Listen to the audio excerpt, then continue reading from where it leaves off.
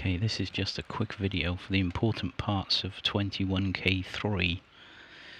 You can right click on AGC gain slider for both RX1 and RX2 to switch the auto off and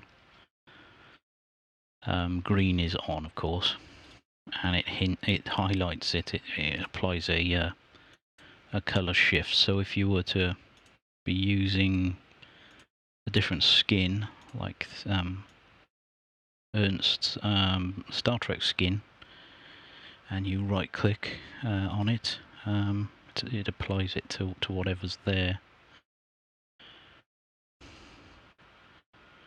So that's that. So you can switch that off and on, right click, easy.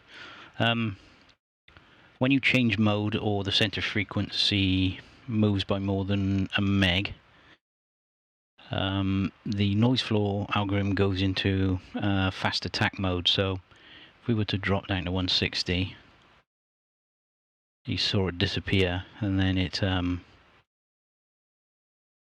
came back on. So whilst it's that's certainly not a Anan, but yeah, when you use up the whole band, eh? So when that is enabled, it turns green. Okay, let's have a quickly look at the new setting for the auto AGC. So this is, well, if you've used it, this is the offset essentially. So if we were to put 0 in here, the gain value here would drop to there. So if we were to put 0 in, G is now right at the noise floor. So that's what that is. There's a little, you might be able to see it. I might zoom up let's find a stronger signal. Okay, this has come back now. That yellow line that's appearing there is where the noise floor, where it's trying to pull this red line to. And the speed at which that happens is defined by this, the attack speed. So in 2 seconds, if this was all to stay frozen and it needed to move down here, say, it would take 2 seconds to do it. So that's essentially the speed at which it happens. So if you want to make this more responsive, you would reduce, so in 200 milliseconds now, 1/5 of a second, it will move to where it needs to be.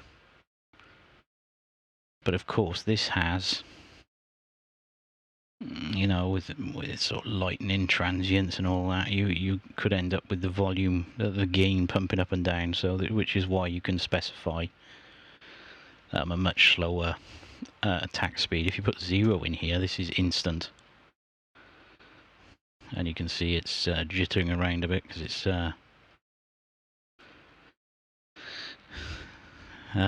trying to go up and down per frame. So yeah, that's probably not a good idea to have it that quick. I normally run 2000, but 5000, 5 seconds would be a very slow averaging, and it would essentially follow the overall band noise as it went up and down, as you know, conditions change. So yeah, it's very slowly moving around. So yeah, that yellow line that appears there will show that. A whole bunch of stuff added for right click. I'll let you find that out. So you can just right click a button like transmit EQ, for instance, and it brings up quickly brings up the EQ. And the other change is on the external PA button,